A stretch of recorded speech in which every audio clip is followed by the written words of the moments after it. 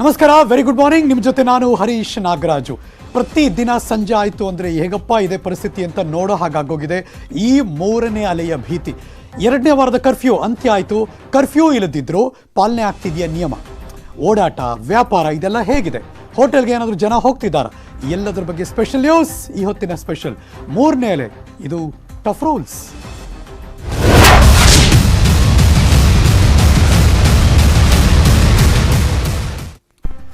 ರಾಜ್ಯದಲ್ಲಿ 34,000 ಹತ್ತತ್ರ ಬಂದಾಯಿತು corona case. ಅದರಲ್ಲಿ ಬೆಂಗಳೂರಿನ ಪಾಲು 22,000 ಹತ್ತತ್ರಕ್ಕೆ ಬಂದಿದೆ. ಅಂದರೆ ಬೆಂಗಳೂರು ನಂಬರ್ 1 ಆದರೂ ಕೊರೋನಾದ ಭಯವಿಲ್ಲ. ಅತಿ ಹೆಚ್ಚು ಸೋಂಕಿತರ ನಗರ ಈ ಬೆಂಗಳೂರು. ಆದರೆ ಜನ ಮಾತ್ರ ಡೋಂಟ್ ಕೇರ್ ಮಾಸ್ಟರ್ಗಳು. Breaking news.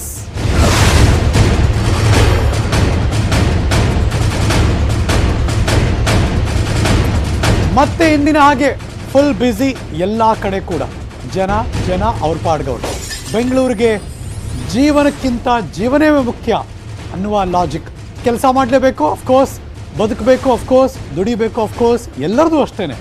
ಆದರೆ ನಿಯಮ ಪಾಲನೆ ಎಷ್ಟಾಗ್ತಿದೆ ಅನ್ನೋದು ಬಹಳ ಮುಖ್ಯ ಆಗ್ತಾ ಇದೆ. ಯಾಕೆಂದರೆ ಕರೋನಾ ಅಬ್ಬರಿಸ್ತಾ ಇದೆ, ಬ್ಯುಸಿ ಲೈಫ್ ಶುರುವಾಗೋಗಿದೆ. ಕರೋನಾ ಒಂದು ಕಡೆ, ಒಮೈಕ್ರಾನ್ ಇನ್ನೊಂದು ಕಡೆ, ಜನಜೀವನ ಮತ್ತೊಂದು ಕಡೆ, ಕರ್ಫ್ಯೂ ಇನ್ನೊಂದು ಕಡೆ. ಬಹುಶಃ ಕರ್ಫ್ಯೂನ ಮುಗಿಯೋದೇ ಕಾಯ್ತಿರ್ತಾರ ಜನ ಅಂತ ಕೂಡ ಅನಿಸ್ತಾ ಇದೆ. ಮತ್ತೆ ಎಂದಿನ ಹಾಗೆ ರಾಜಧಾನಿ ಬೆಳ್ಳಂಬೆಳಗ್ಗೆ ಫುಲ್ ಬ್ಯುಸಿ ಆಯಿತು. ಜನ ಓಡಾಟ, ವಾಹನದ ಓಡಾಟ, ರಸ್ತೆಗಿಳಿದಿದ್ದಾರೆ. BMTC bus, auto, cab, bus ಸಂಚಾರ ಎಲ್ಲ ಕೂಡ ಎಂದಿನ ಹಾಗೆ ಶುರುವಾಯಿತು. 2 ದಿನ ರಸ್ತೆಗಳು ಖಾಲಿ ಇತ್ತು. ಬಿಕಾಸ್ ವೀಕೆಂಡ್ ಕರ್ಫ್ಯೂ ಅದು. ಶುಕ್ರವಾರ ರಾತ್ರಿಯಿಂದ ಸೋಮವಾರ ಬೆಳಗ್ಗೆ, ಇವತ್ತು ಮುಂಜಾನೆ 5 ಗಂಟೆ ತನಕ. ಅದಾಗ್ತಿದ್ದಾಗೇ ಮತ್ತೆ ಜನಜಂಗುಳಿ, ರಸ್ತೆಗಳು, ಬ್ಯಾರಿಕೇಡ್ಗಳೆಲ್ಲ ತೆರವಾಯಿತು, ಫ್ಲೈಓವರ್ಗಳು ಓಪನ್ ಆಯಿತು ಎಲ್ಲ ಕಡೆ.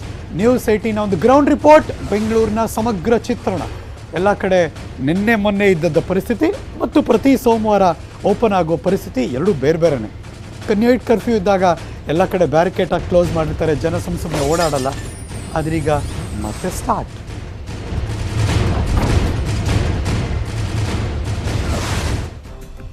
ಕರೋನಾ ಬಗ್ಗೆ ಮಾತಾಡ್ತಿರ್ಬೇಕಾದ್ರೆ ಫಸ್ಟ್ ಆ್ಯಂಡ್ ಫಾರ್ಮೋಸ್ಟ್ ನಾವು ತೋರಿಸೋದೇ ಇಲ್ಲ ಮೆಜೆಸ್ಟಿಕ್ಕು ಇಲ್ಲ KR ಮಾರ್ಕೆಟ್. ಬಿಕಾಸ್ ಬೆಂಗಳೂರಿನಲ್ಲಿ ಸದಾ ಜನ ಇರುವಂತಹ ಜಾಗ ಇದು.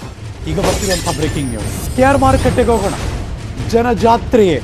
ಕರ್ಫ್ಯೂ ತೆರವಾಯಿತು. ಇವತ್ತು ಮಾರುಕಟ್ಟೆ ಖಾಲಿ. ಬೆಂಗಳೂರು KR ಮಾರುಕಟ್ಟೆಯಲ್ಲಿ ವ್ಯಾಪಾರ ಇಲ್ಲ. Breaking news.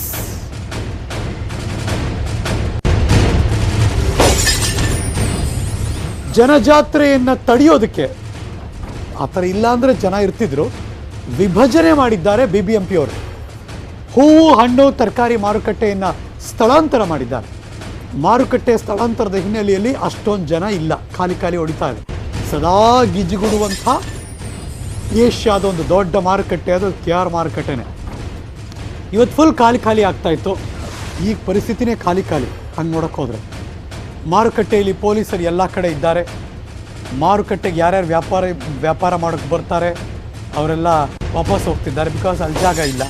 ಸದ್ಯ SJP ರಸ್ತೆಯಲ್ಲಿ ಹೂವಿನ ವ್ಯಾಪಾರ ಜೋರಾಗಿ ನಡೀತಾ ಇದೆ. ಮಾರುಕಟ್ಟೆಗೆ ಬರ್ತಾರೆ, ಇಲ್ಲಿಲ್ವಾ ಅಲ್ಲ ಅಂತ ಅಲ್ಲಿ ಹೋಗ್ತಾರೆ ನೆಕ್ಸ್ಟು ಅಷ್ಟೇ. ಎರಡೂ ರಸ್ತೆಯ ಎರಡೂ ಬದಿಗಳಲ್ಲಿ ಅಂಗಡಿಯನ್ನು ತೆರೆದಿದ್ದಾರೆ, ವ್ಯಾಪಾರ ಮಾಡ್ತಿದ್ದಾರೆ. ಒಂಥರ ಮಿನಿ ಮಾರ್ಕೆಟ್ ಥರ ಆಗ್ಬಿಟ್ಟಿದೆ ಅಲ್ಲಿ. ನೋಡಿ, ಎಲ್ಲ ಒಂದೇ ಅಲ್ಲ, ಅಲ್ಲಿ ಮಾಡಿದ್ರು ಅಷ್ಟೇ, ಇಲ್ಲಿ ಮಾಡಿದ್ರು ಅಷ್ಟೇ ಅಂತ. ಬಿಕಾಸ್ ಅಲ್ಲಿ ಬರ್ತಾರೆ, ಅಲ್ಲಿಲ್ವಾ ಅಲ್ಲಿ ಹೋಗೋಣ ನೆಕ್ಸ್ಟು ಅಂತ.